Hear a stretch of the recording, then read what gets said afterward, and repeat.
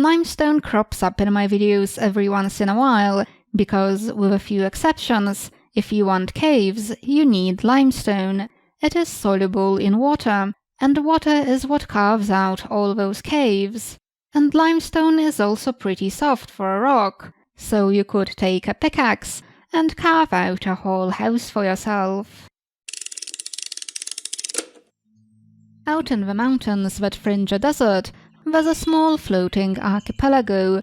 All the islands are big chunks of limestone sitting atop magical rock. The largest island is 1 kilometer in length, and if you travel down through its caves, you will reach a small lake that sits deep within its gut. The lake had a little outflow, but the inhabitants of the island have carved a walkable passage all the way to this exit and built a dam to create a convenient source of water for domestic use.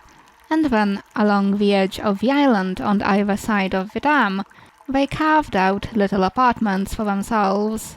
Each apartment started off as a single-room dwelling, and then expanded upwards. Nowadays, the lowest level is the kitchen, and the place where private celebrations are held. The kitchen always has a large window, with a little planting bed for spices and herbs.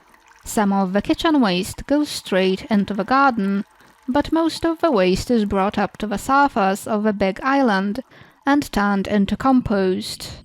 This island is where the inhabitants do most of their farming, and they bring water up to the surface to irrigate their fields, and during the monsoon rains, water quickly seeps through the cracks in the limestone and refills the underground lake. The big island also has a defensive wall along one of its edges and a drawbridge.